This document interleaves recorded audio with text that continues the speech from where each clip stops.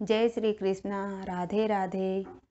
आज मैं बताने जा रही हूँ कि गोकर्ण का जन्म कैसे हुआ और गोकर्ण के उपदेश से उनके पिता आत्मदेव को भगवान कैसे मिल गए।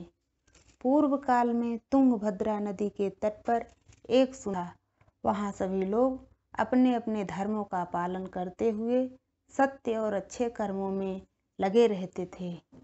वहाँ उस नगर में समस्त वेदों का ज्ञान रखने वाला, अच्छे कर्म करने वाला एक आत्मदेव नाम का ब्राह्मण रहता था।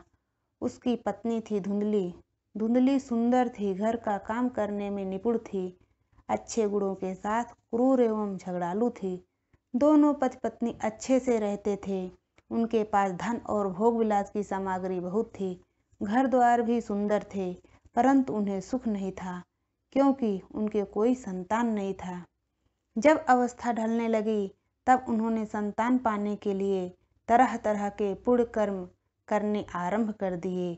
गौ, पृथ्वी, सोना, वस्त्र आदि दान करते हुए बहुत सारे अच्छे कर्म किए, फिर भी उन्हें कोई संतान नहीं हुआ। एक बार आत्मदेव घर से निकलकर वन को चल दिए। दोपहर के समय उन्हें प्यास लगी, तब वो तालाब पर पानी पीने गए। वहीं पर एक सन्यासी आए। सन्यासी ने पूछा, ब्राह्मण देवता इतने दुखी क्यों हो, मुझे बताओ। आत्मदेव बोले, महाराजा, मैं अपने पूर्व जन्म के पापों के कारण इस जन्म में बहुत दुख पा रहा हूँ। संतान के लिए मैं इतना दुखी हो गया हूँ कि मुझे जीने की इच्छा नहीं है। मैं यहाँ प्राण त्यागने के लिए आया हूँ, क्योंकि संतानहीन धन को धिक्कार है, संतानहीन कुल का धिक्कार है। मैं जिस गाय को पालता हूँ वह बांझ हो जाती है, जिस पेड़ को लगाता हूँ वह फल नहीं देता। जब इतना अभागा हूँ तब इस जीवन को रखकर क्या फायदा। ब्राह्मण सन्यासी के चरणों में गिरकर रोने लगे। सन्यासी ने कहा, तुम्हारे भाग्य में पुत्र सुख नहीं है, इसलिए तुम संन्यास ग्रहण कर लो। ब्राह्मण ने कहा, जिसमें पुत्र, स्त्री आदि का सुख नहीं है तो ऐसा संन्यास सर्वथा नीरस ही है। जब सन्यासी जी को लगा कि ये अपना हट नहीं छोड़ेगा, तब उन्होंने एक फल देकर कहा, इसे अपनी पत्नी को खिला देना, इससे उसको एक पुत्र होगा। तुम्हारी पत्नी को 1 साल तक अच्छे कर्म करना होगा, जिससे शुद्ध स्वभाव वाला पुत्र हो। आत्मदेव जी फल लेकर अपने घर वापस आ गए और वह फल अपनी पत्नी को खाने के लिए दे दिया। स्वयं कहीं बाहर चले गए। उनकी पत्नी तो कुट रो रो कर अपनी सखी से कहने लगी, हे सखी, मुझे तो बड़ी चिंता हो रही है, मैं यह फल नहीं खाऊंगी। फल खाने से गर्भ रहेगा, जिससे बहुत सारे दुख सहने पड़ेंगे।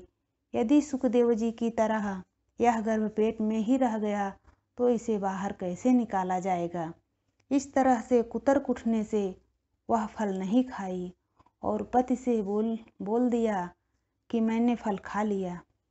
एक दिन उसकी बहन उसके घर आ गई, तब उसने अपनी बहन से सारी बात बता डाली और बोली, मैं इसी कारण दुबली हो रही हूँ। बहन ने कहा, मेरे पेट में बच्चा है, मैं तुझे दे दूंगी, तब तक तू आराम से रह। तू मेरे पति को कुछ धन दे देगी तो वे तुझे अपना बालक दे देंगे, और तू फल की जांच करने के लिए ये फल गाय को खिला दे। इस तरह ब्राह्मणी ने अपनी बहन की सारी बात मान ली। इसके बाद जब उसकी बहन को पुत्र हुआ, तब उसके पिता ने चुपचाप लाकर उसे धुंधली को दे दिया और उसने आत्मदेव को सूचना दे दिया कि मेरे सुखपूर्वक बालक हो गया है। यह बात जानकर आत्मदेव को बड़ी प्रसन्नता हुई। आत्मदेव ने जात कर्म संस्कार करके ब्राह्मणों को दान दिया और माता धुंधली ने उसका नाम धुंधकारी रखा। इसके 3 महीने बाद गाय को एक मनुष्य के आकार का बच्चा हुआ। उसे देखकर ब्राह्मण देवता को बड़ा आनंद हुआ। आत्मदेव ने उस बालक के गाय के जैसा कान देखकर उसका नाम गोकर्ण रखा। कुछ समय बीतने पर वह दोनों बालक बड़े हो गए उनमें गोकर्ण बड़ा पंडित और ज्ञानी हुआ, लेकिन धुंधकारी बड़ा दुष्ट निकला। धुंधकारी हिंसक का सा हो गया था, हर समय अस्त्र शस्त्र लिए रहता और बेचारे अंधे और दीन दुखियों को बिना मतलब तंग करता। धुंधकारी वेश्याओं के जाल में फंसकर अपने पिता की सारी संपत्ति नष्ट कर दी। जब सारी संपत्ति नष्ट हो गई तो पिता फूट फूट कर रोने लगा और बोले, इससे तो इसकी माँ बांझ ही अच्छी थी। कुपुत्र तो बड़ा दुखदाई होता है। आत्मदेव जी समझ गए कि इस दुख के कारण मुझे एक दिन प्राण छोड़ने पड़ेंगे। उसी समय परम ज्ञानी गोकर्ण जी वहाँ आए और अपने पिताजी को वैराग्य का उपदेश करते हुए बहुत समझाया। गोकर्ण ने कहा, पिताजी, यह संसार अत्यंत दुख रूप और मोह में डालने वाला है।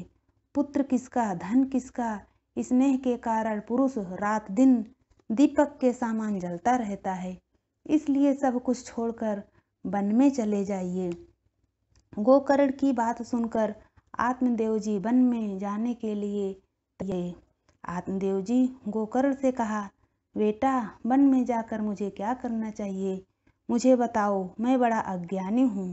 गोकर्ण ने कहा, पिताजी, सभी प्रकार के लौकिक धर्मों से मुंह मोड़ लें, सदा साधुजनों की सेवा करें, भोगों की लालसा को पास न फटकने दें तथा दूसरे के गुण और दोषों का विचार करना छोड़कर एकमात्र भगवत सेवा और भगवान की कथाओं के रस का पान करें। इस प्रकार पुत्र की वाणी से प्रभावित होकर आत्मदेव ने घर छोड़ दिया।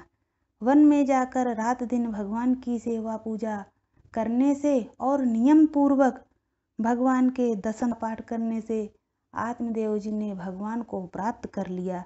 अतः भगवान की भक्ति के अलावा संसार की सभी वस्तुएं मिथ्या हैं। जय श्री कृष्णा। राधे राधे।